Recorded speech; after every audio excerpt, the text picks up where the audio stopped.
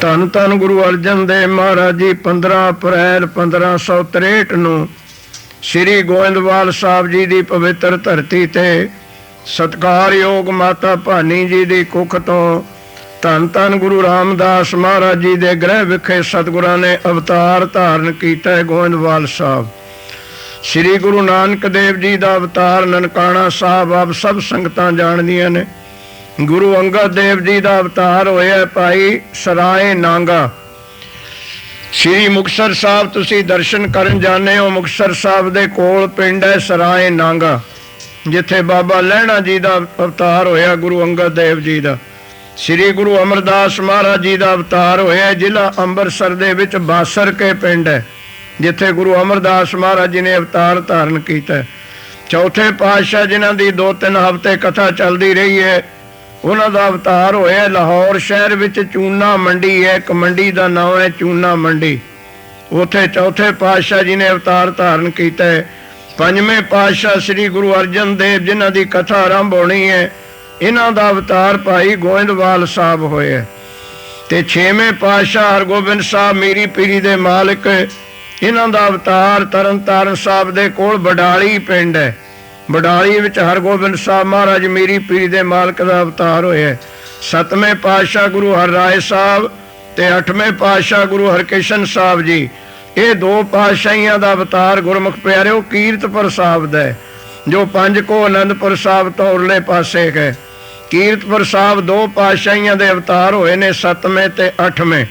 9ਵੇਂ ਪਾਤਸ਼ਾਹ ਗੁਰੂ ਤੇਗ ਬਹਾਦਰ ਜੀ ਦਾ ਅਵਤਾਰ ਸ੍ਰੀ ਅੰਮ੍ਰਿਤਸਰ ਸਾਹਿਬ ਦੀ ਨਗਰੀ ਵਿੱਚ ਹੈ, ਹਰਗੋਬਿੰਦ ਸਾਹਿਬ ਦੇ ਘਰ ਮਾਤਾ ਨਾਨਕੀ ਜੀ ਤੋਂ। ਤੇ 10ਵੇਂ ਪਾਤਸ਼ਾਹ ਦਾ ਅਵਤਾਰ ਆਪ ਜਾਣਦੇ ਹੀ ਹੋ, ਬਿਹਾਰ ਦੀ ਰਾਜਧਾਨੀ ਪਟਨਾ ਸਾਹਿਬ ਵਿੱਚ ਹੈ।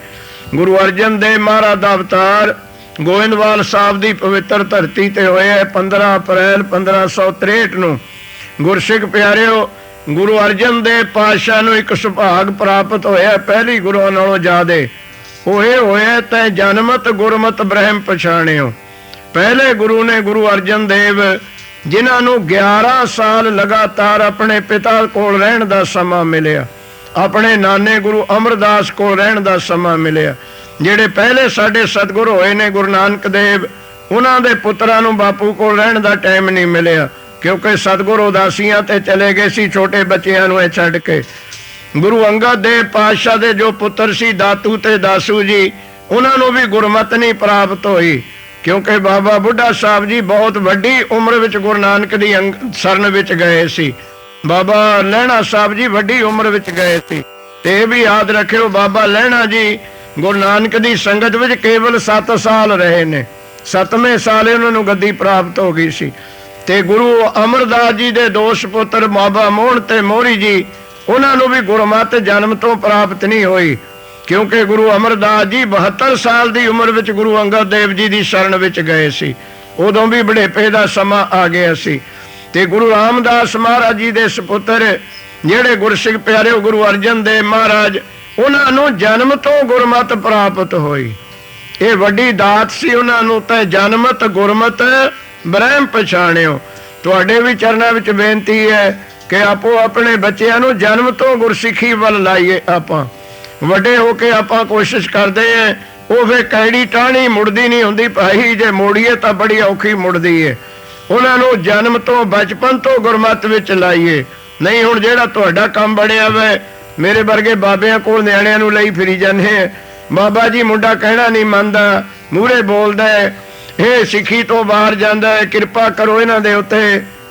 ਤੇ ਭੋਲੇ ਵੀਰੋ, ਤੁਹਾਨੂੰ ਤਾਂ ਆਪ ਪਤਾ ਹੋਣਾ ਚਾਹੀਦਾ ਵੀ ਬਾਬੇ ਤਾਂ ਆਪ ਮੁੰਡਿਆਂ ਦੇ ਕੱਢੇ ਫਿਰਦੇ ਆ। ਅੱਜ ਖੁਦ ਸਤਨਾਮ ਕਿਹੜਾ ਬਾਬਾ ਜਿਹੜਾ ਉਹਦੇ ਨਿਆਣੇ ਕਹਿਣੇ ਮੈਨੂੰ ਗੁਰੂ ਨਾਨਕ ਦੇ ਪੁੱਤਾਂ ਨੇ ਗੁਰੂ ਨਾਨਕ ਦਾ ਕਹਿਣਾ ਨਹੀਂ ਮੰਨਿਆ, ਤੁਸੀਂ ਬਾਬਿਆਂ ਕੋਲ ਲਈ ਫਿਰਦੇ। ਇਹ ਤਾਂ ਜਨਮ ਤੋਂ ਹੀ ਸਵਾਰੋ ਇਹਨਾਂ ਨੂੰ, ਜਨਮ ਤੋਂ ਵਿਦਿਆ ਪੜਾਓ। ਜਿਵੇਂ ਤੁਹਾਨੂੰ ਫਿਕਰ ਪੈਂਦਾ 3 ਸਾਲ ਦਾ 4 ਦਾ ਹੋ ਲਿਆ, ਨਰਸਰੀ 'ਚ ਪਾ ਦਈਏ, LK 'ਚ ਪਾ ਦਈਏ, KG ਵਿੱਚ ਪਾ ਦਈਏ। ਇਸ ਤਰ੍ਹਾਂ ਇਹਨਾਂ ਨੂੰ ਗੁਰਮਤਿ ਦੀ ਵੀ ਨਰਸਰੀ ਤੋਂ ਹੀ, ਉਦੋਂ ਤੋਂ ਹੀ ਟ੍ਰੇਨਿੰਗ ਦਿਓ। ਗੁਰਸਿੱਖ ਪਿਆਰਿਓ, ਗੁਰੂ ਅਰਜਨ ਪਾਤਸ਼ਾਹ ਜੀ ਨੂੰ ਜਨਮ ਤੋਂ ਹੀ ਤੈ ਜਨਮਤ ਗੁਰਮਤ ਬ੍ਰਹਮ ਪਛਾਣਿਓ। ਪਹਿਲਾਂ ਬਾਬਾ ਬੁੱਢਾ ਸਾਹਿਬ ਜੀ ਦੀ ਛਤਰ ਛਾਇਆ, ਜਿਨ੍ਹਾਂ ਨੇ ਗੁਰਮਤਿ ਸਿਖਾਈ ਗੁਰੂ ਅਰਜਨ ਦੇਵ ਜੀ ਨੂੰ। ਫਿਰ ਉਹਨਾਂ ਦੇ ਛੋਟੇ ਮਾਮੇ ਮੋਹਰੀ ਜੀ, ਉਹ ਸੰਸਾਰੀ ਵਿਦਿਆ ਪੜ੍ਹੇ ਹੋਏ ਸੀ, ਯਾਦ ਰੱਖਿਓ, ਮਾਸਟਰ ਸੀ ਉਹ, ਟੀਚਰ। ਉਹਨਾਂ ਨੇ ਗਣਿਤ ਵਿਦਿਆ ਗੁਰੂ ਅਰਜਨ ਦੇਵ ਜੀ ਨੂੰ ਸਕੂਲ ਦੀ ਵਿਦਿਆ ਉਹਨਾਂ ਦੇ ਮਾਮੇ ਛੋਟੇ ਨੇ ਸਿਖਾਈ ਸੀ, ਤੇ ਧਾਰਮਿਕ ਵਿਦਿਆ ਜਿਹੜੀ ਅਭਿਆਸ ਕਰਨ ਦੀ ਯੋਗਾ ਅਭਿਆਸ ਸੀ ਉਹ ਉਹਨਾਂ ਦੇ ਵੱਡੇ ਮਾਮੇ ਮੋਹਨ ਜੀ ਨੇ ਸਿਖਾਇਆ ਸੀ, ਕਿਉਂਕਿ ਉਹ ਜਾਣਦੇ ਸੀ ਇਸ ਵਿਦਿਆ ਨੂੰ। ਤੇ ਜਨਮਤ ਗੁਰਮਤ ਬ੍ਰਹਮ ਪਛਾਣਿਓ। 12 ਸਾਲ ਗੁਰੂ ਅਰਜਨ ਦੇਵ ਜੀ ਗੋਇੰਦਵਾਲ ਸਾਹਿਬ ਰਹੇ ਨੇ, ਤੇ ਗੋਇੰਦਵਾਲ ਸਾਹਿਬ ਬਾਬਤ ਇਹ ਵੀ ਬੇਨਤੀ ਯਾਦ ਰੱਖਿਓ, ਗੋਇੰਦਵਾਲ ਸਿੱਖੋ ਤੁਹਾਡਾ ਉਹ ਤੀਰਥ ਹੈ ਇਸ ਧਰਤੀ ਤੇ ਜਿਸ ਧਰਤੀ ਤੇ 8 ਗੁਰੂਆਂ ਦੇ ਚਰਨ ਪਏ ਨੇ। ਨੋਟ ਰੱਖਿਓ, ਗੋਇੰਦਵਾਲ ਸਾਹਿਬ ਦੀ ਉਹ ਧਰਤੀ ਹੈ ਜਿੱਥੇ 8 ਗੁਰੂ ਸਾਹਿਬ ਗਏ ਨੇ। ਇੱਕੋ ਇੱਕ ਧਰਤੀ ਹੈ ਗੋਇੰਦਵਾਲ ਸਾਹਿਬ ਦੀ ਜਿੱਥੇ 8 ਗੁਰੂ ਗਏ ਹੋਣ, ਬਾਕੀ ਕਿਤੇ ਵੀ ਗੋਇੰਦਵਾਲ ਸਾਹਿਬ ਤੋਂ ਬਿਨਾਂ 8 ਗੁਰੂਆਂ ਦੇ ਚਰਨ ਨਹੀਂ ਪਏ। ਉਹ ਗੋਇੰਦਵਾਲ ਸਾਹਿਬ ਦੀ ਪਵਿੱਤਰ ਧਰਤੀ ਹੈ। ਉੱਥੇ ਮਹਾਰਾਜ ਗੁਰੂ ਅਮਰਦਾਸ ਜੀ ਨੇ ਬਚਨ ਕਰਤਾ ਸੀ ਗੁਰੂ ਰਾਮਦਾਸ ਜੀ ਨੂੰ ਕਿ ਤੁਸੀਂ ਐਸਾ ਤੀਰਥ ਵਸਾਓ ਜਿੱਥੇ 68 ਤੀਰਥਾਂ ਦਾ ਫਲ ਇਕੱਠਾ ਮਿਲੇ। ਇਹ ਕਲਯੁਗੀ ਜੀਵ ਹੈ, ਇਹਨਾਂ ਤੋਂ 68 ਤੀਰਥਾਂ ਤੇ ਜਾ ਨਹੀਂ ਹੋਣਾ, ਇੱਕ ਜਗ੍ਹਾ ਹੀ ਕੋਈ ਐਸਾ ਤੀਰਥ। ਹੁਣ ਤੁਸੀਂ ਅੰਮ੍ਰਿਤਸਰ ਸਾਹਿਬ ਜਾਇਓ ਪ੍ਰੇਮੀਓ, ਜਾਣੇ ਹੋ ਉਹ ਜਿਹੜੇ ਦਰਬਾਰ ਸਾਹਿਬ ਜਿੱਥੇ ਗੁਰੂ ਮਹਾਰਾਜ ਦਾ ਸਰੂਪ ਪ੍ਰਕਾਸ਼ ਹੁੰਦਾ ਨਾ ਹਰਮੰਦਰ ਦੇ ਵਿੱਚ, ਫੀਤਾ ਲੈ ਜਾਓ ਨਾਲ ਇੰਚੀ ਟੇਪ, ਉਹਨੂੰ ਮਿਲਿਓ ਲੰਬਾਈ ਚੜਾਈ, ਜਿਹੜਾ ਅੰਦਰ ਜਿੱਥੇ ਮਹਾਰਾਜ ਪ੍ਰਕਾਸ਼ ਹੁੰਦੇ ਹਰਮੰਦਰ ਸਾਹਿਬ ਦੇ ਵਿੱਚ, ਉਹਨੂੰ ਆਪ ਮਿਲਿਓ ਤੁਸੀਂ। ਉਹ 68 ਫੁੱਟ ਲੰਮਾ ਤੇ 68 ਫੁੱਟ ਚੌੜਾ ਹੈ, 1 ਇੰਚ ਵੀ ਘੱਟ ਵੱਧ ਨਹੀਂ ਹੋਊਗਾ। ਜਿੱਥੇ ਮਹਾਰਾਜ ਪ੍ਰਕਾਸ਼ ਹੁੰਦੇ ਅੰਦਰ ਹਰਮੰਦਰ ਸਾਹਿਬ, ਉਹ ਪੂਰਾ 68 ਬਾਈ 68 ਦਾ ਹੈ। ਇਹ ਕਿਉਂ ਰੱਖਿਆ ਗੁਰੂ ਰਾਮਦਾਸ ਜੀ ਨੇ, ਪੰਚਮ ਪਾਤਸ਼ਾਹ ਜੀ ਨੇ? ਉੱਥੇ 68 ਹੀ ਤੀਰਥ ਇਕੱਠੇ ਹਨ, 68 ਤੀਰਥਾਂ ਦਾ ਮਹਾਤਮ ਹੈ ਉੱਥੇ ਗੁਰਸਿੱਖ ਪਿਆਰਿਓ। ਐਸਾ ਤੀਰਥ ਗੁਰੂ ਅਮਰਦਾਸ ਜੀ ਦੇ ਕਹਿਣ ਤੋਂ ਗੁਰੂ ਰਾਮਦਾਸ ਜੀ ਨੇ ਵਸਾਇਆ ਸੀ ਅੰਮ੍ਰਿਤਸਰ ਸਾਹਿਬ, ਜਿੱਥੇ 52 ਕਿੱਤਿਆਂ ਦੇ ਲੋਕ ਦੁਨੀਆ ਵਿੱਚੋਂ ਇਕੱਠੇ ਕੀਤੇ ਸੀ। 52 ਕਿਸਮ ਦੇ ਲੋਕ ਅੰਮ੍ਰਿਤਸਰ ਵਸਾਏ ਸੀ। ਇਹ ਗੁਰੂ ਦੀ ਉਹ ਕਿਰਪਾ ਹੈ ਜੀ। ਹਿੰਦੁਸਤਾਨ ਵਿੱਚ 1 ਨੰਬਰ ਤੇ ਤਜਾਰਤੀ ਸ਼ਹਿਰ ਹੈ ਅੰਮ੍ਰਿਤਸਰ ਸਾਹਿਬ। 52 ਕਿਸਮ ਦੇ ਲੋਕਾਂ ਨੂੰ ਆਪ ਸਹਾਇਤਾ ਦੇ ਕੇ ਦੁਕਾਨਾਂ ਖਲਾਈਆਂ ਸੀ, ਮਾਈ ਸੇਵਾ ਬਾਜ਼ਾਰ ਆਪ ਵਸਾਇਆ ਸੀ ਮਹਾਰਾਜ ਨੇ, ਆਪ ਸਹਾਇਤਾ ਦਿੱਤੀ ਸੀ। ਇੱਥੇ ਵੀ ਦੇਖ ਲਿਆ ਕਰੋ, ਤੁਹਾਨੂੰ ਬੇਨਤੀਆਂ ਕਰੀਦੀਆਂ, ਕੋਈ ਗੁਜਰਾਤੀ ਆ ਜਾਵੇ ਨਾ ਨਵਾਂ, 5-7 ਗੁਜਰਾਤੀ ਇਕੱਠੇ ਹੋ ਕੇ ਜਦੇ ਉਹਦਾ ਸਟੋਰ ਖੋਲ ਦੇਣਗੇ। ਕੋਈ ਚੀਨੀ ਆ ਜਾਵੇ, 15 ਚੀਨੀ ਇਕੱਠੇ ਹੋ ਕੇ ਕੋਲੋਂ ਪੈਸੇ ਦੇ ਕੇ ਉਹਦਾ ਹੋਟਲ ਖੋਲ ਦੇਣਗੇ। ਦੇਖ ਲਓ ਤੁਹਾਡੇ ਸਾਹਮਣੇ ਹੈ। ਆਪਣਾ ਭਾਈ ਆ ਜਾਵੇ, ਆਪਾਂ ਸੋਚਾਂਗੇ ਡਿਵੋਟ ਕਦ ਹੁੰਦਾ ਹੈ, ਅੱਜ ਖੋਲ ਸਤਨਾਮ ਹੋਟਲ ਤਾਂ ਉਹਦਾ ਕਿੱਥੇ ਖੋਲਣਾ। ਇੱਥੇ ਨਾਰੇ ਮਾਰੀ ਜੇ ਨੇ ਕਹਿੰਦੇ ਖਾਲਸੇ ਦਾ ਰਾਜ ਹੋਊਗਾ। ਐ ਰਾਜ ਹੋਊਗਾ? ਸਿੱਖਾਂ ਦੀਆਂ ਸਿੱਖ ਟੰਗਾ ਵੱਢ ਕੇ ਰਾਜ ਹੋਊਗਾ? ਜਾਂ ਤੁਹਾਡਾ ਆਪਸ ਵਿੱਚ ਪਿਆਰ ਇਤਫਾਕ ਨਹੀਂ, ਰਾਜ ਤੁਹਾਨੂੰ ਕੌਣ ਦੇ ਦੂਗਾ? ਪਿਆਰ ਇਤਫਾਕ ਤੋਂ ਬਿਨਾਂ ਰਾਜ ਨਹੀਂ ਮਿਲਦਾ ਹੁੰਦਾ। ਗੁਰੂ ਅਮਰ ਰਾਮਦਾਸ ਮਹਾਰਾਜ ਜੀ ਨੇ 52 ਜਾਤਾਂ ਦੇ ਲੋਕ ਅੰਮ੍ਰਿਤਸਰ ਵਸਾਏ ਸੀ, ਆਪ ਉਹਨਾਂ ਦੀਆਂ ਦੁਕਾਨਾਂ ਖਲਾਈਆਂ, ਆਪ ਉਹਨਾਂ ਦੀ ਸਹਾਇਤਾ ਕੀਤੀ ਗੁਰਸਿੱਖ ਪਿਆਰਿਓ। ਇਸੇ ਕਰਕੇ ਥੋੜੇ ਸਮੇਂ ਵਿੱਚ ਬਾਜ਼ਾਰਾਂ ਦੇ ਬਾਜ਼ਾਰ ਬਣ ਗਏ ਤੇ ਧੰਨ ਗੁਰੂ ਅਰਜਨ ਪਾਤਸ਼ਾਹ ਜੀ ਨੂੰ ਗੁਰਗੱਦੀ ਬਖਸ਼ੀ। ਸਤਿਗੁਰ ਪਾਤਸ਼ਾਹ ਜੀ ਨੇ 3 ਜਨਵਰੀ 1588 ਨੂੰ ਸ੍ਰੀ ਹਰਿਮੰਦਰ ਸਾਹਿਬ ਦੀ ਨੀਂਹ ਰੱਖੀ ਸੀ। ਨੋਟ ਕਰਿਓ, 1588 ਨੂੰ ਜਿਹੜੀ ਮਾਘੀ ਸੀ ਨਾ, ਉਹ 3 ਜਨਵਰੀ ਨੂੰ ਆਈ ਸੀ। 3 ਜਨਵਰੀ ਨੂੰ ਮਾਘੀ ਸੀ। ਉਦੋਂ ਮਾਘੀ ਵਾਲੇ ਦਿਨ ਹਰਿਮੰਦਰ ਸਾਹਿਬ ਦੀ ਨੀਂਹ ਰਖਾਈ ਸੀ। ਉਹ ਵੀ ਮੁਸਲਮਾਨ ਫਕੀਰ ਮੀਆਂ ਮੀਰ ਤੋਂ ਤੁਸੀਂ ਜਾਣਦੇ ਹੀ ਹੋ। 4 ਦਰਵਾਜ਼ੇ ਰੱਖੇ, ਖੱਤਰੀ ਬ੍ਰਾਹਮਣ ਸੂਦ ਵੈਸ ਕੋਈ ਆਵੇ। ਖੱਤਰੀ ਹਿੰਦੂਆਂ ਦੀ ਸ਼੍ਰੇਣੀਆਂ ਨਹੀਂ, ਮੁਸਲਮਾਨ ਵੀਰਾਂ ਦੀਆਂ ਵੀ 4 ਸ਼੍ਰੇਣੀਆਂ। 4 ਸ਼੍ਰੇਣੀਆਂ ਮੁਸਲਮਾਨ ਵੀਰਾਂ ਦੀਆਂ, ਸ਼ੀਆ, ਸੁੰਨੀ, ਰਾਫਜ਼ੀ, ਇਮਾਮੀ। ਮੁਸਲਮਾਨਾਂ ਦੇ ਵੀ 4 ਫਿਰਕੇ ਨੇ, ਜਿਵੇਂ ਹਿੰਦੂਆਂ ਦੇ 4 ਫਿਰਕੇ ਨੇ, ਬ੍ਰਾਹਮਣ ਸ਼ੂਦਰ ਖੱਤਰੀ ਵੈਸ। ਇਸ ਤਰ੍ਹਾਂ ਗੁਰਮੁਖ ਪਿਆਰਿਓ ਮੁਸਲਮਾਨਾਂ ਦੇ ਵੀ 4 ਫਿਰਕੇ ਨੇ। ਉਹ 4 ਦਰਵਾਜ਼ੇ ਰੱਖੇ, ਕੋਈ ਸ਼ੀਆ ਮੁਸਲਮਾਨ ਆਵੇ, ਕੋਈ ਸੁੰਨੀ ਆਵੇ, ਕੋਈ ਰਾਫਜ਼ੀ ਆਵੇ, ਕੋਈ ਇਮਾਮ ਸਾਫੀ ਆਵੇ। ਚਾਰੇ ਕੁੰਟਾਂ ਵਿੱਚੋਂ ਕੋਈ ਆਵੇ।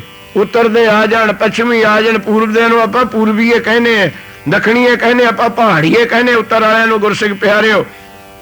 ਤੇ ਪੱਛਮੀ ਕਹਿੰਦੇ ਆਪਾਂ, ਜਿਹੜੀਆਂ ਨੀਮ ਸ਼੍ਰੇਣੀ ਸੀ ਬੈਕਵਰਡ ਜੋ, ਉਹਨਾਂ ਨੂੰ ਪੱਛਮੀ ਕਹਿੰਦੇ ਹੁੰਦੇ ਸੀ। ਥੋੜੇ ਯਾਦ ਹੋਣਾ, ਪੰਜਾਬ ਦੀਆਂ ਗੱਲਾਂ ਯਾਦ ਕਰਾਈ ਦੀਆਂ ਥੋੜੇ, ਜਿਹੜੇ ਮੇਰੇ ਹਾਣ ਦੇ ਬੈਠੇ ਨਾ। ਜਿਹੜੀ ਪਿੰਡ ਵਿੱਚ ਨਾ ਰਵਿਦਾਸੀਆਂ ਦੀ, ਬਾਲਮੀਕੀਆਂ ਦੀ ਬਸਤੀ ਹੁੰਦੀ ਸੀ ਨਾ, ਉਹ ਪਿੰਡ ਦੇ ਲਹਿੰਦੇ ਪਾਸੇ ਹੁੰਦੀ ਸੀ।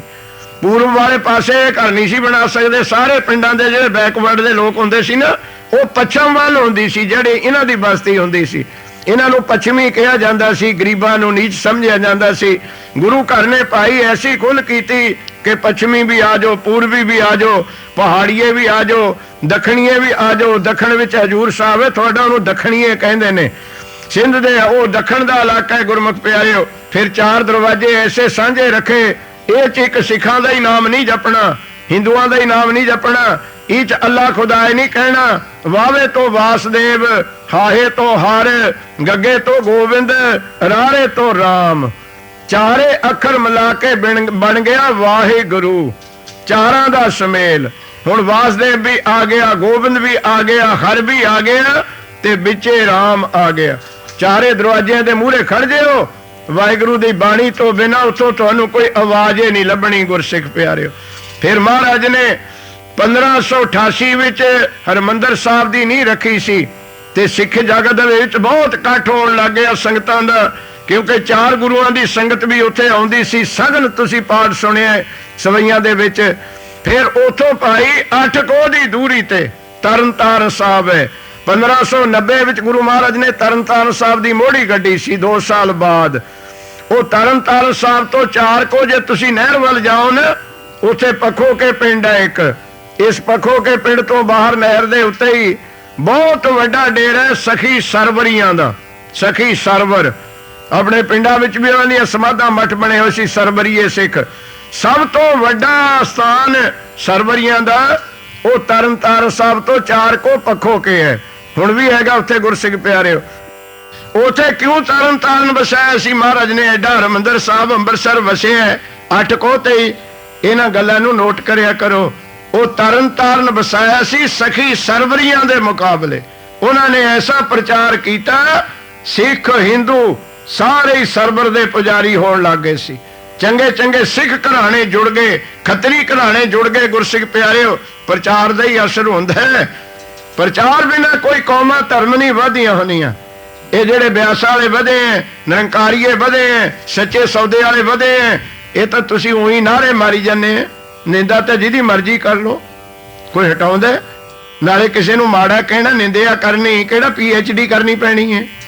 ਉਹ ਤਾਂ ਆਪੇ ਆਉਂਦੀ ਆਪਾਂ ਨੂੰ। ਕਿਤੇ ਗ੍ਰਾਮਰ ਪੜ੍ਹਨਾ ਪੈਣਾ ਨਿੰਦਿਆ ਕਰਨ ਖਾਤਰ? ਨਾ ਨਾ, ਇਹ ਤਾਂ ਬਥੇਰੀ ਆਪਾਂ ਨੂੰ ਆਪੇ ਆਉਂਦੀ ਹੈ। ਆ ਵੇਖੋ ਕੈਸਾ ਸੁੰਦਰ ਗੁਰਦੁਆਰਾ ਬਣਿਆ। ਇਸ ਕਮਰੇ ਵਿੱਚ ਪਤਾ ਨਹੀਂ ਕਿੰਨੇ ਕਾਰੀਗਰ ਆਏ ਹੋਣੇ ਤਾਂ ਬਣਿਆ। ਮੇਸਨ ਨੇ ਚਣਾਈ ਕਰੀ ਹੋਣੀ ਹੈ, ਪਲੰਬਰ ਆਇਆ ਹੋਣਾ, ਇਲੈਕਟ੍ਰੀਸ਼ੀਅਨ ਆਇਆ ਹੋਣਾ, ਸੈਨੀਟਰੀ ਵਾਲਾ ਆਇਆ ਹੋਣਾ, ਆ ਕਾਰਪੇਟ ਕਿਸੇ ਨੇ ਵਿਛਾਏ ਹੈ, ਛੱਤ ਕਿਸੇ ਨੇ ਪਾਈ ਹੋਊ, ਕਾਰਟਨ ਕਿਸੇ ਨੇ ਲਾਏ ਹੈ, ਸ਼ੀਸ਼ੇ ਲਾਉਣ ਵਾਲਾ ਜੁਦਾ ਆਇਆ ਹੋਊ, ਵਾਇਰਿੰਗ ਕਿਸੇ ਨੇ ਕਰੀ ਹੋਣੀ ਹੈ। 20-25 ਕਾਰੀਗਰ ਆਏ ਹੋਣੇ ਤਾਂ ਇੱਕ ਕਮਰਾ ਬਣਦਾ ਹੈ। ਜੇ ਢਾਉਣਾ ਹੋਵੇ ਮੇਰੇ ਵਰਗਾ ਕੱਲਾ ਹੀ ਬਥੇਰਾ ਹੈ, ਦੂਏ ਨੂੰ ਲੋੜੇ ਨਹੀਂ। ਇਸ ਤਰ੍ਹਾਂ ਮਾੜਾ ਕੰਮ ਕਰ ਲੈਣਾ ਕਿਤੇ ਸਿੱਖਣਾ ਪੈਂਦਾ ਗੁਰਸਿੱਖ ਪਿਆਰਿਓ। ਪਰ ਉਹਨਾਂ ਦਾ ਗੁਣ ਵੇਖੋ ਕਿੰਨੇ ਵਧੇ ਨੇ, ਪ੍ਰਚਾਰ ਦੇ ਆਸਰੇ ਵਧੇ ਨੇ। ਉਹਨਾਂ ਦੇ ਕੱਲੇ ਕੱਲੇ ਜਿਹੜੇ ਸੇਵਾਦਾਰ ਨੇ ਉਹ ਸੇਵਾਦਾਰ ਨਹੀਂ, ਕੱਲੇ ਕੱਲੇ ਪ੍ਰਚਾਰਕ ਨੇ। ਸਾਨੂੰ ਵੀ ਤੁਹਾਨੂੰ ਵੀ ਗੁਰਸਿੱਖੋ, ਗੁਰੂ ਨਾਨਕ ਨੇ ਆਖਿਆ ਸੀ ਘਰ ਘਰ ਅੰਦਰ ਧਰਮਸਾਲ ਹੋਵੇ ਕੀਰਤਨ ਸਦਾ ਬਸੋਆ। ਸਿੱਖੀ ਤਾਂ ਵਧੂਗੀ ਘਰ ਘਰ ਵਿੱਚ ਬਾਣੀ ਦਾ ਪਾਠ ਹੋਵੇ, ਘਰ ਘਰ ਕੀਰਤਨ ਹੋਵੇ, ਘਰ ਘਰ ਰਹਿ ਰਾਸ ਜਪਜੀ ਸਾਹਿਬ ਪੜ੍ਹੀ ਜਾਵੇ ਤਾਂ ਸਿੱਖੀ ਵਧਣੀ ਸੀ। ਅਸੀਂ ਗੁਰਦੁਆਰਿਆਂ ਤੇ ਡਿਪੈਂਡ ਹੋ ਗਏ, ਸੰਤਾਂ ਤੇ ਡਿਪੈਂਡ ਹੋ ਗਏ, ਕਮੇਟੀਆਂ ਤੇ ਡਿਪੈਂਡ ਹੋ ਗਏ। ਭਾਈ ਜੀ ਅਖੇ ਨਾਮ ਜਪਣਗੇ, ਬਾਣੀ ਪੜ੍ਹਨਗੇ। ਉਹ ਗੁਰਮੁਖ ਪਿਆਰਿਓ ਗੁਰਦੁਆਰਾ ਤੇ ਇੱਕ ਟ੍ਰੇਨਿੰਗ ਸੈਂਟਰ ਹੈ। ਇੱਥੋਂ ਸੇਵਾ ਕਰਨੀ ਸਿੱਖੋ, ਇੱਥੋਂ ਬਾਣੀ ਪੜ੍ਹਨੀ ਸਿੱਖੋ। ਸਕੂਲ ਵਿੱਚ ਸਿੱਖਣ ਜਾਂਦੇ ਨਾ ਆਪਾਂ ਬੱਚੇ, ਤੇ ਸਕੂਲ ਖਾਤਰ ਨਹੀਂ ਸਿੱਖੀਦਾ, ਕਾਲਜ ਖਾਤਰ ਨਹੀਂ ਪੜ੍ਹੀਦਾ, ਉਹ ਜਾ ਕੇ ਦੁਨੀਆ ਵਿੱਚ ਵਰਤਾਈ ਦੀ ਹੁੰਦੀ ਹੈ। ਇੱਥੇ ਸੇਵਾ ਕਰਨੀ ਸਿੱਖ ਕੇ ਬਾਹਰ ਲੋਕਾਂ ਦੀ ਸੇਵਾ ਕਰੀਏ, ਗਰੀਬਾਂ ਦੀ। ਇੱਥੇ ਬਾਣੀ ਪੜ੍ਹਨੀ ਸਿੱਖ ਕੇ ਹੋਰ ਨੂੰ ਪੜ੍ਹਾਈਏ। ਕਾਲਜ ਦੀ ਡਿਗਰੀ ਕਾਲਜ ਖਾਤਰ ਨਹੀਂ ਹੁੰਦੀ, ਉਹ ਤਾਂ ਪੜ੍ਹਨ ਖਾਤਰ ਹੁੰਦੀ ਹੈ, ਉਹ ਬਾਹਰ ਵਰਤਣ ਖਾਤਰ ਹੁੰਦੀ ਹੈ। ਤੁਹਾਡੇ ਈਸਾਈ ਵਰਤ ਗਏ ਫਾਰਮੂਲਾ ਗੁਰਮੁਖ ਪਿਆਰਿਓ। ਉਹਨਾਂ ਦੇ ਵਿਦਿਆਰਥੀ ਮੁੰਡੇ ਕੁੜੀਆਂ ਈਸਾ ਮਸੀਹ ਦੀਆਂ ਕਿਤਾਬਾਂ ਚੱਕੀ ਗਲ ਵਿੱਚ ਪਾਈ ਬਸਤੇ ਡੋਰ ਟੂ ਡੋਰ ਫਿਰਦੇ ਨੇ, ਕਿਤਾਬਾਂ ਵੰਡਦੇ, ਉਹਦਾ ਮੈਸੇਜ ਦਿੰਦੇ। ਕੋਈ ਆਪਣਾ ਮੁੰਡਾ ਕੁੜੀ ਆਪਣਾ ਜਵਾਨ ਵੀਰ ਦੇਖੇ ਗੁਟਕੇ ਵੰਡਦਾ, ਜਪਜੀ ਸਾਹਿਬ ਦੀ ਸਟੀਕ ਵੰਡਦਾ? ਨਾ ਨਾ, ਇਹ ਗੱਲਾਂ ਹੀ ਛੱਡਤੀਆਂ ਆਪਾਂ ਨੇ। ਉਹ ਤੁਹਾਡੇ ਘਰਾਂ ਦੇ ਮੂਹਰੇ ਜਾਣ ਕੇ ਟੱਲੀ ਮਾਰਨਗੇ। ਤੁਸੀਂ ਪੁੱਛੋਗੇ ਆਓ, ਕਹਿੰਦੇ ਜੀ ਕਿਤਾਬਾਂ ਲਓ ਮੁਫਤ ਪੜ੍ਹੋ। ਤੁਸੀਂ ਜਵਾਬ ਦਿਓਗੇ ਮੈਂ ਨਹੀਂ ਪੜ੍ਹਨੀਆਂ, ਚੁੱਪ ਕਰਕੇ ਤੁਰ ਜਾਣਗੇ। ਦੂਜੇ ਵੀਕ ਫੇਰ ਆਉਣਗੇ, ਫਿਰ ਟੱਲੀ ਮਾਰਨਗੇ, ਤੁਸੀਂ ਕਹੋ ਮੈਂ ਨਹੀਂ ਪੜ੍ਹਨੀਆਂ, ਫਿਰ ਚਲੇ ਜਾਣਗੇ। ਤੀਜੇ ਵੀਕ ਫੇਰ ਆਉਣਗੇ। ਇੱਥੇ ਤਾਂ ਗੁਰਦੁਆਰੇ ਹਾਲ ਮੈਂ ਦੇਖੇ, ਮੈਂ ਗਿਆ ਜੀ ਉੱਥੇ ਮੱਥਾ ਟੇਕਣ, ਮੇਰੇ ਨਾਲ ਪ੍ਰਧਾਨ ਚੰਗੀ ਤਰ੍ਹਾਂ ਨਹੀਂ ਬੋਲਿਆ, ਮੈਂ ਤਾਂ ਜਾਣਾ ਹੀ ਛੱਡਤਾ। ਲੈ ਦੇਖੋ ਉਹ ਤੇਰੇ ਪ੍ਰਧਾਨ ਨਹੀਂ ਬੋਲਿਆ ਤੂੰ ਗੁਰਦੁਆਰੇ ਜਾਣਾ ਛੱਡਤਾ, ਪ੍ਰਧਾਨ ਤੇ ਮੂੰਗੀ ਲੈਣੀ ਹੈ, ਤੂੰ ਗੁਰਦੁਆਰੇ ਜਾ, ਉੱਥੇ ਕਥਾ ਕੀਰਤਨ ਸੁਣ, ਭਾਂਡੇ ਮਾਂਜ, ਸੇਵਾ ਕਰ। ਲੈ ਪ੍ਰਧਾਨ ਨਹੀਂ ਬੋਲਿਆ, ਕਹਿੰਦਾ ਮੈਂ ਮੁੜ ਕੇ ਗੁਰਦੁਆਰੇ ਹੀ ਨਹੀਂ ਗਿਆ। ਲੈ ਦੇਖੋ ਉਹ ਜਿਹੜੇ ਈਸਾਈ ਨੇ ਇਹਨਾਂ ਕੰਨੀ ਵੇਖੋ, ਕਿਤਾਬਾਂ ਚੱਕੀ ਫਿਰਦੇ ਨੇ ਘਰ ਘਰ। ਜੇ ਮਾੜਾ ਵੀ ਬੋਲੋ 30 ਵਾਰ ਤੁਸੀਂ ਕਹੋਗੇ ਮੈਂ ਤੈਨੂੰ 2 ਵਾਰ ਮੋੜਿਆ ਕਾਹਤੇ ਹੈ, ਉਹ ਨਹੀਂ ਗੁੱਸਾ ਕਰਦੇ।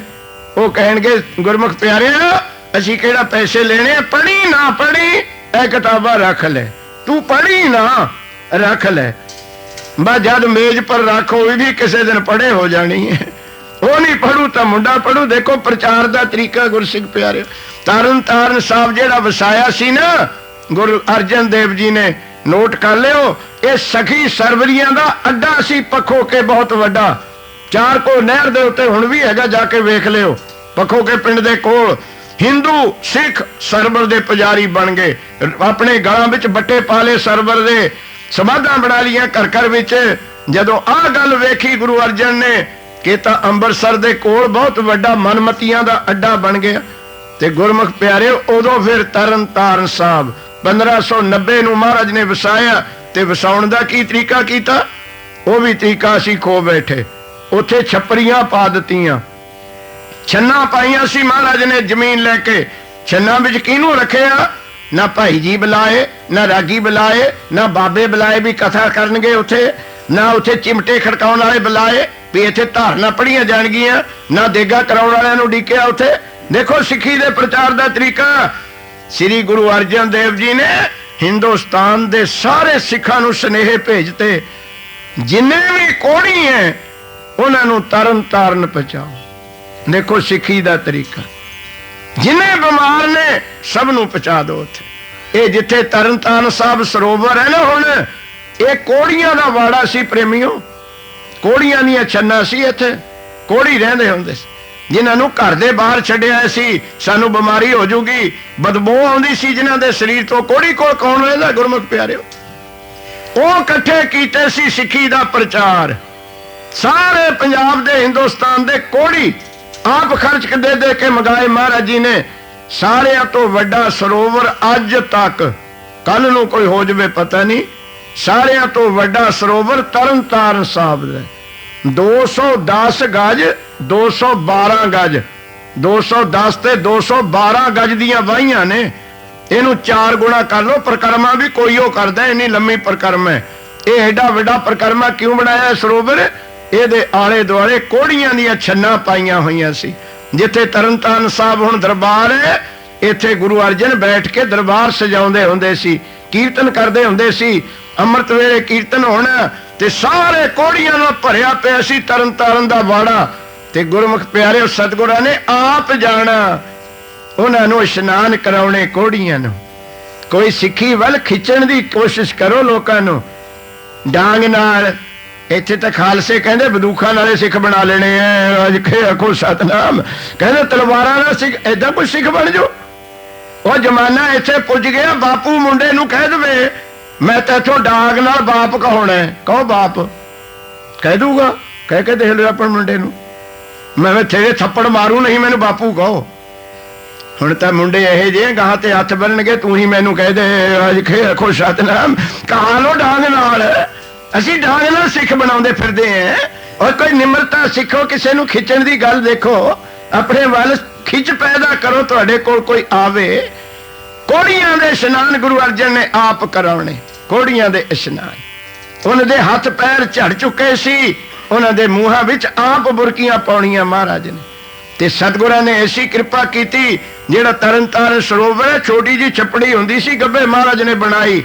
ਇੱਥੇ ਜੋਗੀ ਆਇਆ ਸੀ ਇੱਕ ਬਹੁਤ ਕਰਾਮਾਤੀ ਆ, ਮਹਾਰਾਜ ਦੀ ਸੇਵਾ ਵੇਖ ਕੇ ਨਾ ਕੋਹੜੀਆਂ ਦੀ ਗੰਨ ਮਨ ਸਾਫ਼ ਕਰਦਿਆਂ ਨੂੰ ਮਹਾਰਾਜ ਨੂੰ ਜੋਗੀ ਕਹਿੰਦਾ ਸੱਚੇ ਪਾਤਸ਼ਾਹ ਮੇਰੇ ਕੋਲ ਰਸਾਇਣ ਦੀ ਪੁੜੀ ਹੈ। ਰਸਾਇਣ ਅਸਲ ਜੋਗੀ ਸੀ ਉਹ। ਹੁਣ ਵੀ ਬਹੁਤ ਆਉਂਦੇ ਆ ਰਸਾਇਣ, ਇੱਥੇ ਵੀ ਹੈਗੇ। ਇੱਥੇ ਜਿਹੜਾ ਥੋੜੇ ਜਿਹੇ ਗੁਪਤ ਹੈ, ਪੰਜਾਬ ਵਿੱਚ ਤਾਂ 10 ਸਾਲ ਹੋਏ ਬਹੁਤ ਆਏ, ਤੇ ਤੁਹਾਡੇ ਰਿਸ਼ਤੇਦਾਰਾਂ ਨੂੰ ਵੀ ਮਿਲੇ ਹੋਣੇ ਜਿਨ੍ਹਾਂ ਨੇ ਬੋਰਡ ਲਾਏ ਤੇ ਦੁੱਗਣੀ ਮਾਇਆ ਬਣਾ ਲਓ, ਅੱਜ ਦੇ ਜਾਓ, ਕੱਲ ਨੂੰ ਪਰਸੋਂ ਨੂੰ ਦੁੱਗਣੀ ਲੈ ਜਾਓ। ਦੁੱਗਣੀ ਬਣਾਉਣ ਵਾਲੇ ਉਹ ਰਸਾਇਣ ਤੇ ਹੋ ਜਦ ਜੰਦਾ ਹੀ ਲੱਗਿਆ, ਦੇਖਿਆ ਦੁਕਾਨੇ ਬੰਦ, ਕਹਿੰਦੇ ਠੱਗੀ ਕਰ ਗਏ। ਲੱਭੇ ਹੀ ਨਹੀਂ, ਕੰਪਨੀਆਂ ਹੀ ਖਤਮ, ਠੱਗੀ ਨਹੀਂ ਕਰਕੇ ਗਏ, ਸੱਚ ਬੋਲ ਕੇ ਗਏ। वो कहते सी ना दुगनी बनानी है, थोड़ी थोड़ो बनानी थी, अपनी बना के ले गए। आखो सतनाम, दुगनी बनानी थी कि बन गई आ थोड़ी, उन्होंने झूठ थोड़ा बोलते सी। ਇਹੋ ਜਿਹੇ ਰਸੈਣੀਆਂ ਪਿੱਛੇ ਬਹੁਤ ਆ। ਇੱਥੇ ਹੁਣ ਕਿਹੜਾ ਤੁਸੀਂ ਘੱਟ ਹੋ, ਇੰਗਲੈਂਡ ਵਿੱਚ ਤਾਂ ਆ ਗਏ। ਚਲੋ ਅਜਮੇਰੀ ਬਾਬੇ ਨੂੰ ਫੋਨ, ਬੁਖਾਰੀ ਬਾਬੇ ਨੂੰ ਫੋਨ, ਪੰਡਤ ਜੀ ਮਹਾਰਾਜ ਜੀ ਨੂੰ ਫੋਨ। ਦੇਖੋ ਕਿੱਧਰ ਨੂੰ ਤੁਰੇ ਫਿਰਦੇ ਅਸੀਂ ਗੁਰਸਿੱਖ ਪਿਆਰੇ। ਕਰਤੇ ਕੀਮਤ ਕਰਤਾ ਜਾਣੇ, ਕਹਿ ਜਾਣੇ ਗੁਰਸੂਰਾ। ਉਹਦੇ ਭਾਣੇ ਨੂੰ, ਉਹਦੀ ਰਜਾ ਨੂੰ, ਸਤਿਗੁਰ ਪਾਤਸ਼ਾਹ ਨੂੰ ਕਹਿੰਦਾ ਮੇਰੇ ਕੋਲ ਰਸਾਇਣ ਹੈ, ਇਹਨੂੰ ਥੋੜਾ ਜਿਹਾ ਇੱਕ ਚੱਕ ਕੇ ਨਾ ਮਾਚਿਸ ਦੀ ਤੀਲੀ ਤੇ ਪਾਣੀ ਦੀ ਬਾਲਟੀ ਵਿੱਚ ਘੋਲ ਲਓ। ਜੇ ਵਿੱਚ ਲੋਹਾ ਪਾ ਦੋਗੇ ਸਿਉਨਾ ਬਣ ਜੂ, ਪਿੱਤਲ ਪਾ ਦੋਗੇ ਸਿਉਨਾ ਬਣ ਜੂ। ਰਸਾਇਣ ਆ ਲੈ ਲਓ ਤੁਸੀਂ। ਇੰਨੀ ਸੇਵਾ ਕਰ ਰਹੇ ਹੋ, ਕੋੜੀਆਂ ਦੀ ਹਜ਼ਾਰਾਂ ਕੋੜੀ ਲੰਗਰ ਛਕਦੇ ਨੇ, ਦਵਾਈ ਬੂਟੀ ਪੱਟੀਆਂ ਕਰਦੇ ਹੋ। ਸਤਿਗੁਰ ਕਹਿੰਦੇ ਕੋਈ ਨਹੀਂ, ਸਾਨੂੰ ਨਹੀਂ ਲੋੜ, ਤੂੰ ਰੱਖ। ਕਹਿੰਦਾ ਮਹਾਰਾਜ ਮੈਂ ਫੁਰਨਾ ਕਰਿਆ, ਤੁਹਾਨੂੰ ਦੇਣੀ ਹੈ ਚੀਜ਼, ਹੋਰ ਨਹੀਂ ਕਿਸੇ ਨੂੰ ਦੇਣੀ। ਕਹਿੰਦੇ ਲਿਆ। ਫਿਰ ਮਹਾਰਾਜ ਨੇ ਪੁੜੀ ਲੈ ਕੇ ਉਸ ਸਰੋਵਰ ਦੇ ਵਿੱਚ ਰਲਾ ਦਿੱਤੀ। ਰੱਖੋ ਸਤਨਾਮ ਜੀ, ਤਰਨ ਤਾਰਨ ਸਾਹਿਬ ਕਹਿੰਦੇ ਉਹਦੇ ਵਿੱਚੇ ਸਿਰਤੀ। ਉਸ ਜਲ ਨਾਲ ਇਸ਼ਨਾਨ ਕਰਾਉਂਦੇ ਸੀ ਕੋੜੀਆਂ ਦੇ, ਕੋੜੀ ਰਾਜੀ ਹੋਣ ਲੱਗ ਗਏ। ਜੈ ਜੈਕਾਰ। ਇਹ ਤਰੀਕੇ ਸਿੱਖੋ ਅੱਜ ਵੀ ਤੁਸੀਂ। ਕਿਸੇ ਗਰੀਬ ਦੀ ਸਹਾਇਤਾ ਕਰੋ, ਕਿਸੇ ਬਿਮਾਰ ਦੀ ਸਹਾਇਤਾ ਕਰੋ, ਕਿਸੇ ਅਪਾਹਜ ਦੀ ਸੇਵਾ ਕਰੋ। ਗਰੀਬ ਦਾ ਮੁਖ ਗੁਰੂ ਕੀ ਗੋਲਕ। ਹਜ਼ਾਰਾਂ ਕੋੜੀਆਂ ਦੀ ਸੇਵਾ ਕੀਤੀ ਗੁਰਸਿੱਖ ਪਿਆਰਿਓ ਗੁਰੂ ਅਰਜਨ ਦੇਵ ਜੀ ਨੇ।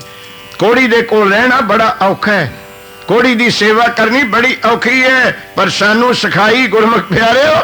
ਤੇ ਜਦੋਂ ਕੋੜੀ ਰਾਜੀ ਹੋਣ ਲੱਗੇ ਤਾਂ ਕੋਲੇ ਇੱਕ ਪਿੰਡ ਹੈ ਪੱਟੀ। ਪੱਟੀ ਅੰਮ੍ਰਿਤਸਰ ਦੇ ਇਲਾਕੇ ਦਾ ਸਭ ਤੋਂ ਪੁਰਾਣਾ ਪਿੰਡ ਹੈ। ਅੰਮ੍ਰਿਤਸਰ ਬਾਅਦ ਵਿੱਚ ਵਸਿਆ, ਨੋਟ ਕਰ ਲਿਓ। ਪੱਟੀ ਪਹਿਲਾ ਪਿੰਡ ਹੈ ਉਸ ਇਲਾਕੇ ਦਾ ਪੁਰਾਣਾ। ਤੇ ਉਸ ਪੱਟੀ ਦਾ ਨਾਂ ਹਿਸਟਰੀ ਵਿੱਚ ਹੈ ਨੌ ਲੱਖੀ ਪੱਟੀ। ਜਿਹੜਾ ਪੱਟੀ ਹੈ ਨਾ, ਇਹਦਾ ਅਸਲ ਨਾਮ ਨੌ ਲੱਖੀ ਹੈ। ਇਸ ਪੱਟੀ ਵਿੱਚ 3 ਜ਼ਗੀਰਦਾਰ ਰਹਿੰਦੇ ਸੀ। 3 ਉਹ 3 ਜ਼ਗੀਰਦਾਰਾਂ ਨੂੰ 3-3 ਲੱਖ ਦੀ ਜ਼ਗੀਰ ਸੀ ਉਸ ਸਮੇਂ ਦੀ। ਹੁਣ ਦਾ ਲੱਖ ਨਹੀਂ, ਉਸ ਸਮੇਂ ਦੀ। ਉਦੋਂ ਦਾ ਲੱਖ ਤੁਸੀਂ ਸਿਆਣੇ ਬੈਠੇ ਹੋ, ਹਿਸਾਬ ਆਪੇ ਲਾ ਲਿਓ। 100 ਦਾ ਨੋਟ ਪਿੰਡ ਵਿੱਚ ਹੁੰਦਾ ਨਹੀਂ ਸੀ ਉਦੋਂ, 1 ਦਾ ਨੋਟ ਇਹ ਬਹੁਤ ਹੁੰਦਾ ਸੀ। ਉਦੋਂ ਦਾ ਲੱਖ 9 ਲੱਖ ਦੀ ਜ਼ਗੀਰ ਸੀ ਇਸ ਪਿੰਡ ਨੂੰ, ਪੱਟੀ ਨੂੰ। ਆ ਬਾਬੇ ਬੁੱਢੇ ਦਾ ਬੀੜ, ਇਹ ਸਾਰੀ ਇੱਥੇ ਦੀ ਉਹ ਜ਼ਮੀਨ ਸੀ। ਦੇਖ ਲਓ ਕਿੱਥੇ ਪੱਟੀ ਹੈ, ਕਿੱਥੇ ਬਾਬੇ ਬੁੱਢੇ ਦਾ ਬੀੜ ਹੈ। ਤੇ ਉਸ ਪਿੰਡ ਵਿੱਚ 3 ਚੌਧਰੀ ਸੀ। 3 ਲੱਖ ਦੀ ਜ਼ਗੀਰ। ਉਹਨਾਂ ਤਿੰਨਾਂ ਦੀ ਔਲਾਦ ਵਿੱਚੋਂ ਤੁਹਾਡੇ ਚ ਵੀ ਬੈਠਾ ਹੋਣਾ ਕੋਈ ਨਾ ਕੋਈ। ਢਿੱਲੋਂ, ਪੰਨੂ, ਸੰਧੂ। ਨੋਟ ਕਰਿਓ, ਹਿਸਟੋਰੀਕਲ ਪੁਆਇੰਟ ਹੈ। ਢਿੱਲੋਂ ਗੋਤ ਪੱਟੀ ਤੋਂ ਸ਼ੁਰੂ ਹੋਇਆ, ਪੰਨੂ ਗੋਤ ਪੱਟੀ ਤੋਂ ਸ਼ੁਰੂ ਹੋਇਆ, ਸੰਧੂ ਗੋਤ ਪੱਟੀ ਤੋਂ ਸ਼ੁਰੂ ਹੋਇਆ। ਇਹਨਾਂ 3 ਗੋਤਾਂ ਦੇ ਵੱਡੇ 3-3 ਲੱਖ ਦੇ ਜ਼ਗੀਰਦਾਰ ਸੀ ਪੱਟੀ ਦੇ। ਜਿੱਥੋਂ ਤੋਂ ਢਿੱਲੋਂ ਆ ਜੀਸੂ, ਮੇਰੇ ਖਿਆਲ ਢਿੱਲੋਂ ਹੀ ਬੈਠਾ ਤੁਹਾਡੇ ਚ। ਇੱਕ ਡਰ ਵੀ ਪਤਾ ਨਹੀਂ ਕਿੱਥੇ ਦਾ। ਇਹਨੇ ਇੱਕ ਲੜਕੀ ਦੀ ਸੇਵਾ ਲਈ ਹੈ, ਇਹ ਢਿੱਲੋਂ ਹੈ। ਇਹਨਾਂ ਦਾ ਗੋਤ ਪੱਟੀ ਤੋਂ ਸ਼ੁਰੂ ਹੋਇਆ। ਤੇ ਗੁਰਸਿੱਖ ਪਿਆਰੇ ਢਿੱਲੋਂ ਦੀ, ਸੰਧੂ ਸੰਧਵਾ ਗੁਰਸਿੱਖ ਪਿਆਰੇ, ਨਸ਼ਹਿਰਾ ਪੰਨੂਆ। ਤੁਹਾਡੇ ਕੋਲੇ ਉੱਥੇ ਤੁਸੀਂ ਜਾਂਦੇ ਹੁੰਦੇ ਵੇਖੋਗੇ, ਤਰਨ ਤਾਰਨ ਹੈਡ ਦੇ ਕੋਲ ਇਹਨਾਂ ਦੇ ਜਿਹੜੇ ਬਜ਼ੁਰਗ ਸੀ ਨਾ ਗੁਰਮੁਖੋ, ਇਹ ਪੱਟੀ ਦੇ ਚੌਧਰੀ ਹੁੰਦੇ ਸੀ। ਇਹਨਾਂ ਵਿੱਚੋਂ ਇੱਕ ਚੌਧਰੀ ਹੋਇਆ ਲੰਗਾਹਾ ਭਗਤ ਜੀ ਨੂੰ ਗੁਰੂ ਅਰਜਨ ਦਾ ਸਿੱਖ ਬਣਿਆ। ਕਹਿੰਦੇ ਫਿਰ ਬਾਣੀ ਨੇ ਮੰਨ ਲਿਆ, ਭਾਈ ਗੁਰਦਾਸ ਜੀ ਨੇ ਅਨੰਦ ਸਿੱਖ ਮਹਾਰਾਜ ਦਾ। ਉੱਥੋਂ ਚੱਲਿਆ ਤੁਹਾਡਾ ਢਿੱਲੋਂ ਗੋਤ। ਭਾਈ ਗੁਰਦਾਸ ਦੀ ਬਾਣੀ ਪੜੋ। ਪੱਟੀ ਅੰਦਰ ਚੌਧਰੀ, ਢਿੱਲੋਂ ਲਾਲ ਲੰਗਾ ਸੁਹੰਦ। ਇਹ ਪੱਟੀ ਦਾ ਚੌਧਰੀ ਸੀ। ਢਿੱਲੋਂ ਲਾਲ ਲੰਗਾਹਾ ਇਹਦੀ ਅਲ ਸੀ। ਉਹ ਢਿੱਲੋਂ ਲਾਲ ਤੋਂ ਹੀ ਢਿੱਲੋਂ ਗੋਤ ਚੱਲਿਆ। ਨੋਟ ਕਰ ਲਿਓ, ਢਿੱਲੋਂ ਜਿੰਨੇ ਵੀ ਅੱਜ ਹੈਗੇ ਇਹ 3 ਲੱਖੀ ਚੌਧਰੀ ਸੀ ਗੁਰਮੁਖੋ। ਉਦੋਂ ਚੌਧਰੀਆਂ ਦਾ ਰਾਜ ਹੁੰਦਾ ਸੀ। ਆਪਣੇ ਬਜ਼ੁਰਗ ਤਾਂ ਮਜਾਰੇ ਹੁੰਦੇ ਸੀ, ਮਾਲਕ ਇਹੀ ਹੁੰਦੇ ਸੀ ਜ਼ਮੀਨ ਦੇ। ਠੇਕੇ ਬਟਾਈ ਤੇ ਲੈ ਕੇ ਆਪਾਂ ਵਾਹੁੰਦੇ ਹੁੰਦੇ ਸੀ। ਤੇ ਇਹ ਰਥਾਂ ਤੇ ਚੜ ਕੇ, ਘੋੜਿਆਂ ਤੇ ਚੜ ਕੇ ਨਿਕਲਦੇ ਸੀ। ਬਹੁਤ ਇੱਜ਼ਤ ਮਾਣ ਹੁੰਦੀ ਸੀ। ਸਰਕਾਰ ਦਰਬਾਰ ਵਿੱਚ ਇਹਨਾਂ ਦਾ ਹੁਕਮ ਚੱਲਦਾ ਸੀ। ਇਹ ਜਿਹੜਾ ਢਿੱਲੋਂ ਸੀ ਨਾ ਗੁਰਮੁਖੋ, ਲੰਗਾਹਾ ਭਗਤ, ਇਹ ਬਿਮਾਰ ਹੋ ਗਿਆ। ਬੜੇ ਇਲਾਜ ਕਰਾਏ ਪੱਟੀ। ਤਰਨ ਤਾਰਨ ਸਾਹਿਬ ਦਾ ਗੁਰੂ ਅਰਜਨ ਦੇਵ ਜੀ ਦਾ ਬਚਨ ਅੱਜ ਤੁਹਾਨੂੰ ਬਖਸ਼ਣਾ, ਜਿਹੜਾ ਗੁਰੂ ਮਹਾਰਾਜ ਨੇ ਬਖਸ਼ਿਆ ਸਾਨੂੰ। ਕੱਲ ਉਹਨਾਂ ਦੀ ਕਥਾ ਆਰੰਭ ਹੋਣੀ ਹੈ। ਤਾਂ ਗੁਰਸਿੱਖ ਪਿਆਰਿਓ ਬਿਮਾਰ ਹੋ ਗਿਆ। ਐਡਾ ਵੱਡਾ ਅਮੀਰ ਹੁਣ ਅਮੀਰਾਂ ਦੇ ਘਰ ਤਾਂ ਡਾਕਟਰ ਉਹੀ ਗੇੜੇ ਮਾਰੀ ਜਾਂਦੇ। ਤੁਸੀਂ ਵੀ ਦੇਖ ਲਿਓ ਕਦੇ ਜਾ ਕੇ, ਜਾਣੇ ਹੀ ਹੋ।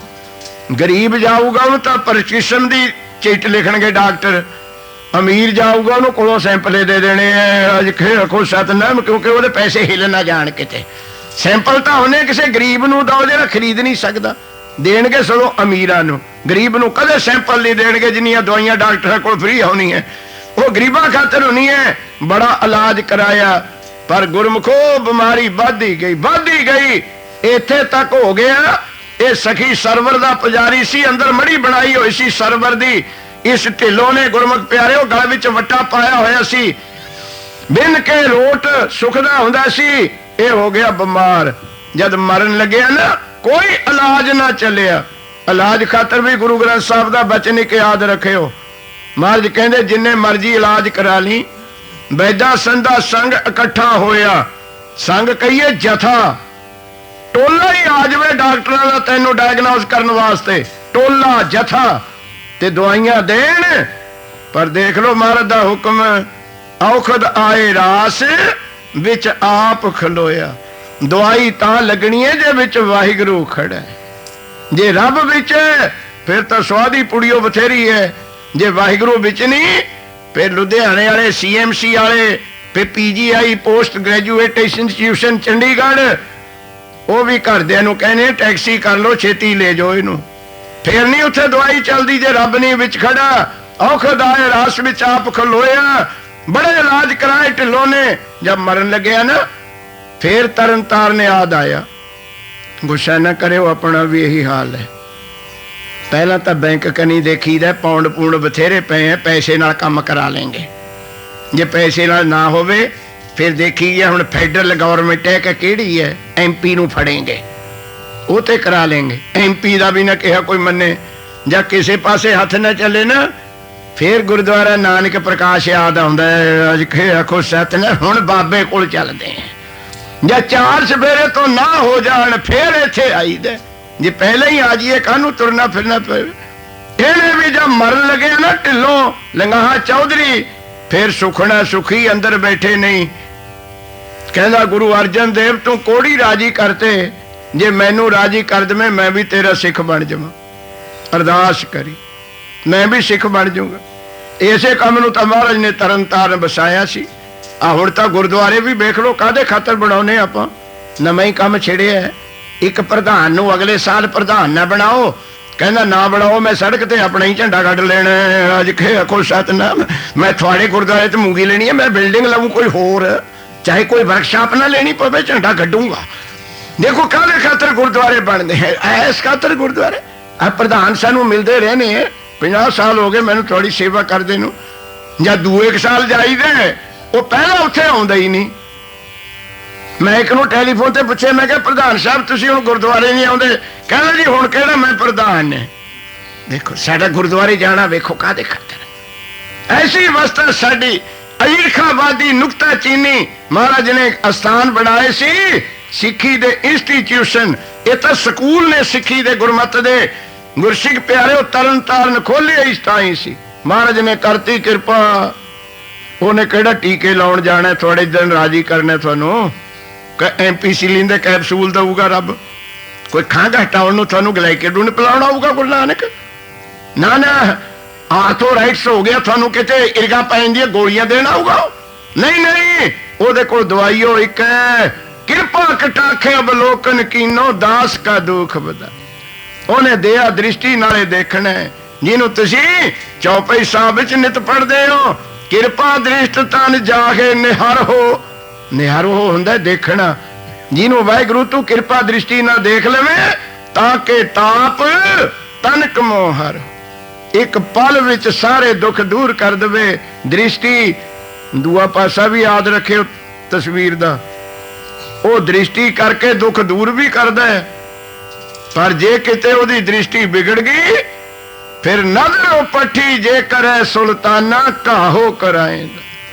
ਜੇ ਕਿਤੇ ਨਜ਼ਰ ਉਹਦੀ ਬਦਲ ਗਈ ਫਿਰ ਬਾਦਸ਼ਾਹਾਂ ਤੋਂ ਬੱਕਰੀਆਂ ਮੰਗ ਛੋਲੇ ਵੀ ਖਿਲਾ ਦਿੰਦਾ। ਸ਼ਾਹਜਹਾਨ ਨੇ ਖਾਧੇ ਤੇ ਜਾਂ ਦਿੱਲੀ ਤੋਂ ਆਗਰੇ ਨੂੰ ਕੈਦੀ ਬਣਾ ਕੇ ਲਿਆਂਦਾ, ਫਿਰ ਬੱਕਰੀ ਮੰਗ ਛੋਲੇ ਖਾਧੇ ਸੀ, ਹੱਥ ਪੈਰ ਬੰਨੇ ਪਏ ਸੀ।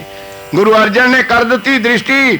ਇਹ ਢਿੱਲੋਂ ਚੌਧਰੀ ਪੱਟੀ ਦਾ ਹੋ ਗਿਆ ਰਾਜੀ, ਲਿਆ ਪਰਿਵਾਰ ਨਾਲ ਨੰਗੇ ਪੈਰੀ, ਲਈਆਂ ਭੇਟਾਂ ਗੁਰਮੁਖ ਪਿਆਰਿਓ। ਪੁੱਟ ਦਿੱਤੀ ਕਬਰ ਜੀ ਬਣਾਈ ਹੋਈ ਸੀ ਸਰਬਰ ਦੀ, ਅੰਦਰ ਪਾਇਆ ਹੋਇਆ ਸੀ ਬੱਟਾ, ਗਲ ਦੇ ਵਿੱਚ ਮਾਰਿਆ ਭਗਾ ਕੇ, ਤੇ ਆਪਣੇ ਪਰਿਵਾਰ ਨੂੰ ਲੈ ਕੇ ਤਰਨ ਤਾਰਨ ਆਇਆ ਗੁਰੂ ਅਰਜਨ ਦੇਵ ਜੀ ਦੇ ਦਰ ਤੇ। ਨਮਸਕਾਰਾਂ ਕੀਤੀਆਂ, ਭੇਟਾਂ ਰੱਖੀਆਂ,